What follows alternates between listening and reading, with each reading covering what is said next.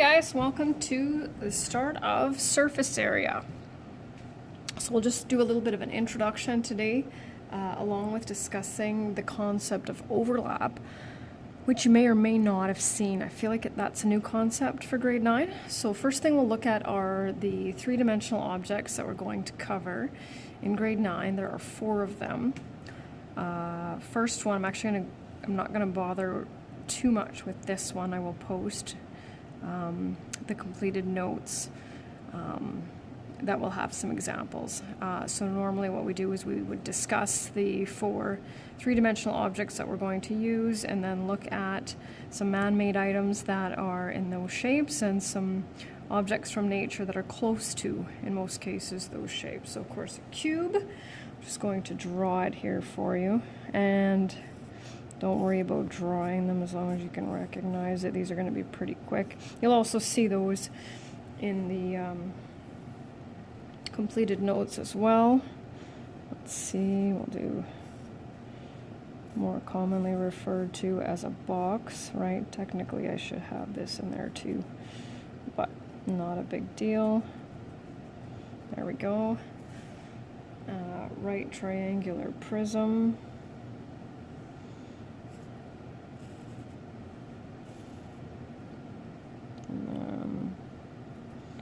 Like that. And last but not least, a cylinder. Okay, that was not my greatest, but anyway, those are pretty much the only things I can draw. So I'll just give you a couple of minutes here just to think about some things that are man-made. Like I said, I won't bother writing those in. Usually for cube, for man-made, we come up with dice, sugar cube, and a Rubik's cube.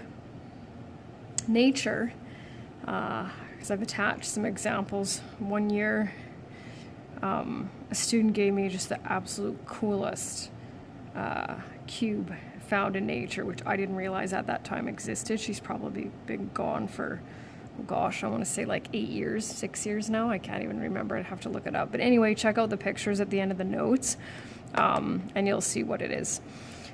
Rectangular prism, obviously any kind of box, Kleenex box, cereal box, those kinds of things. And usually for nature, we sometimes use rock. And if you were going to write the exam, I would only allow you to use rock once, but of course we don't need to worry about that. Right triangular prism, my favorite one is doorstop. Soccer nets are a little bit shaped that way as well. And then for nature, mountains can look like that, as well as shark teeth, believe it or not. Check that one out. Cylinder, can of Pringles, my least favorite type of chips, and I love chips, by the way. Can of soup, can of Coke, anything like that. And then of course for real life, we usually go with tree trunk. I like hay bale, but of course it takes a machine to make that anyway, so that's kind of that. And then next, I like to discuss the difference between area and surface area. We're going to need both concepts. And so it's not so much memorizing the definition. There are some similarities with them, but there are obviously some differences. So what I often will do with area is we'll talk about some real life examples where we can use area. So one of the more common examples that we like to talk about would be painting. And lots of these have to do with home repair.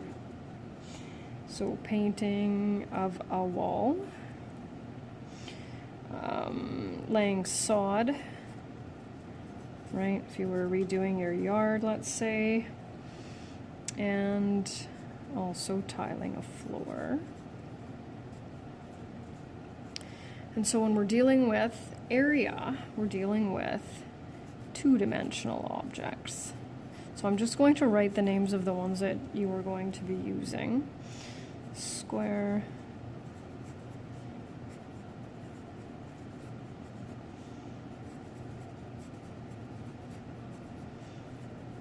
and so when you think about the concept of tiling a floor, let's say, what are we doing? Well, and this is where I would get you to I would pull out those words and sort of just see where you were going with this, right? So when we're tiling a floor, what are we doing?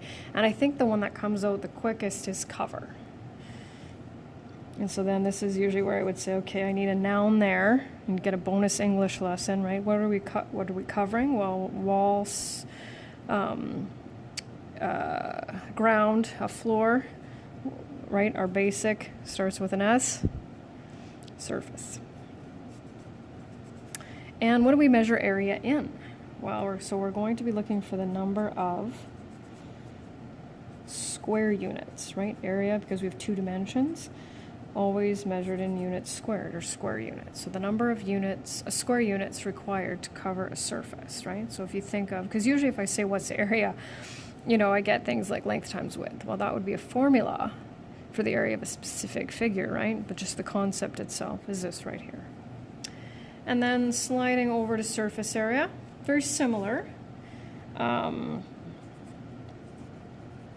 Siding a house,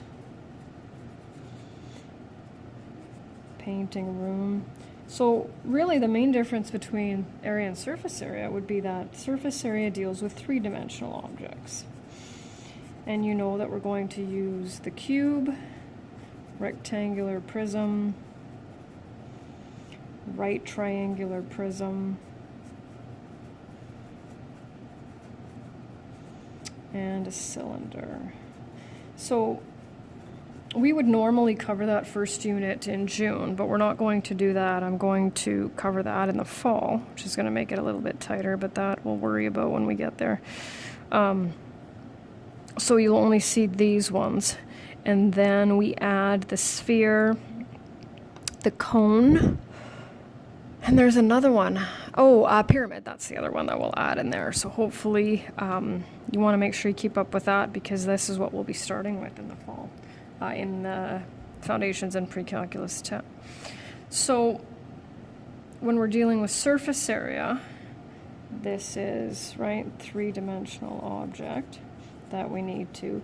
Now, when we're actually calculating surface areas, we actually will calculate all of it. But in some real-life situations, as you can see, when we side a house, right, it's obviously not the roof and not the base, right?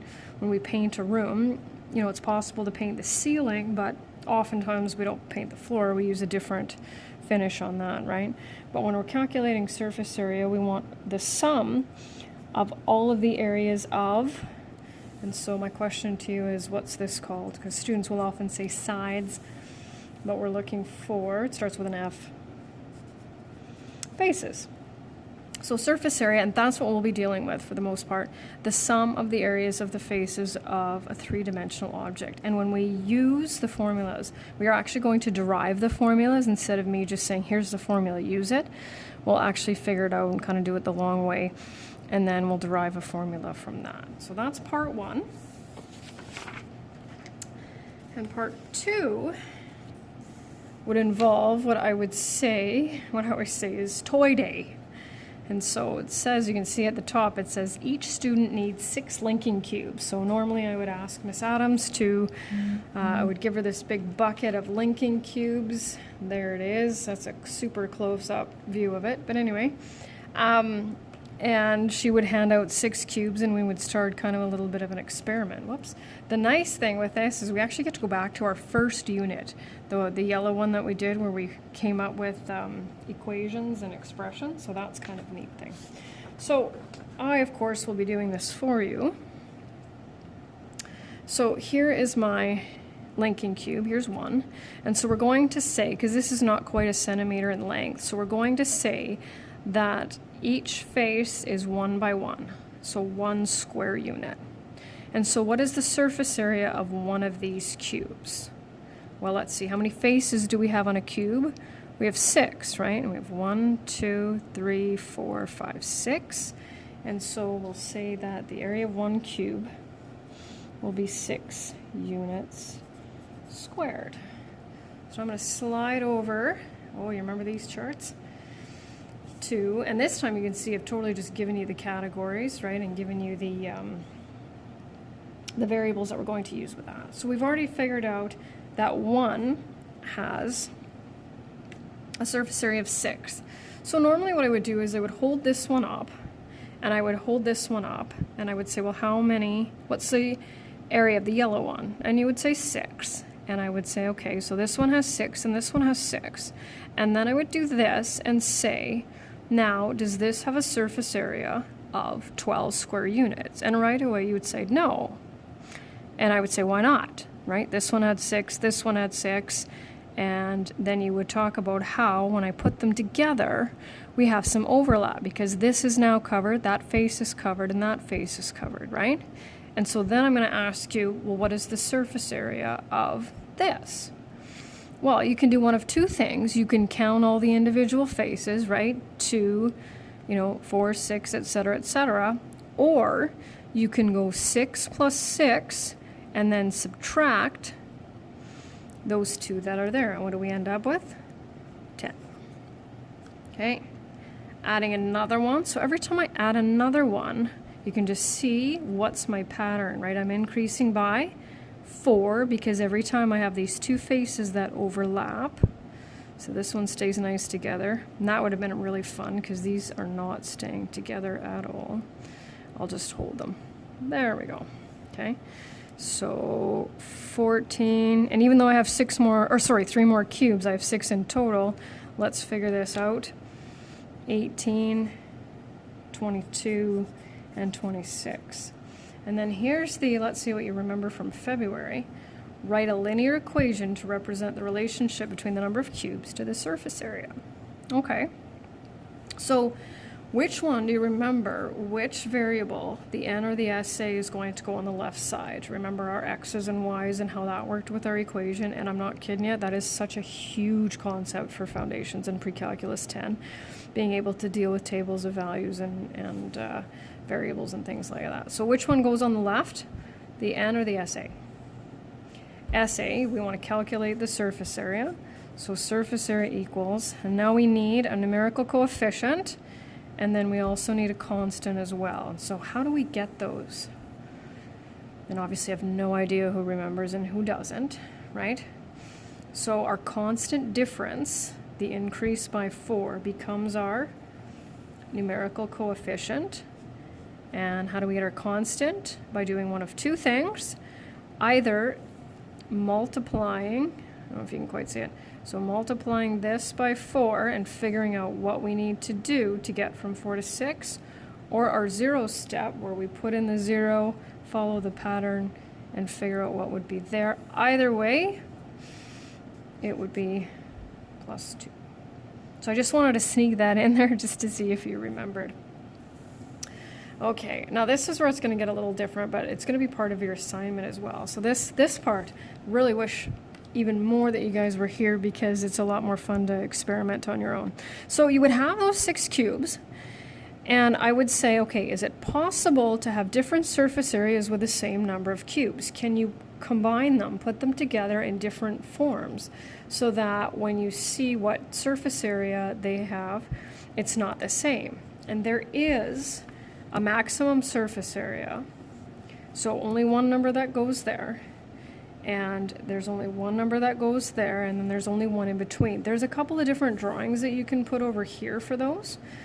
And so what I always liked about this lesson was walking around and somebody would say, oh yeah, I got this number. And I'd say, yeah, no, you didn't. Yeah, I did. No, you didn't. And so we'd walk around and I'd have my cubes and you'd have your cubes and we'd count. And it was interesting how, because sometimes you just don't have a good counting day.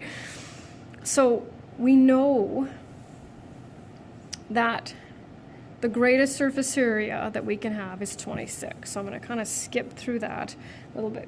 So 26 units squared. And that's just by basically joining them like a train. So I say 2-dimensional drawing because that's the extent of my, did I get that 1, 2, 3? Oh shoot, that's a little bit big, but that's fine, right?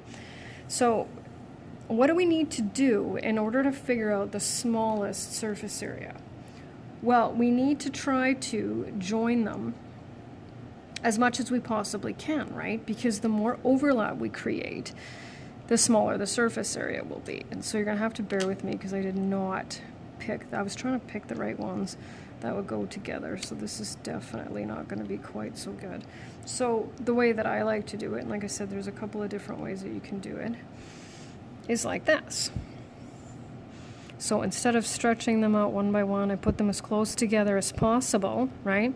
And so you can see I have 6 here, and then I have 6 there, right? So 6 and 6, that's 12.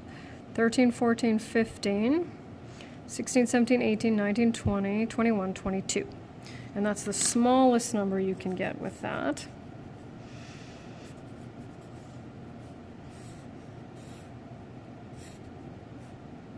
There we go. Oh shoot, the drawing is over here. My lovely drawing here. And then there's one in between. And I'm just going to give you this one. And I call it the staircase. There are different ways that you can do that. That's usually how I draw it. There we go. So there's a short assignment with more cubes. If you have something at home, like dice or something that you can do that with, some of you will be able to do this you'll be able to visualize it.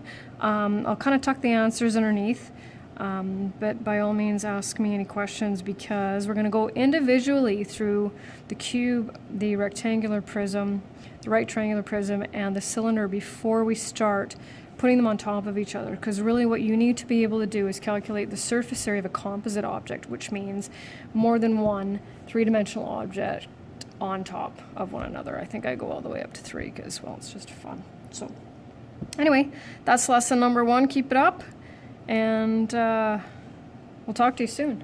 Bye.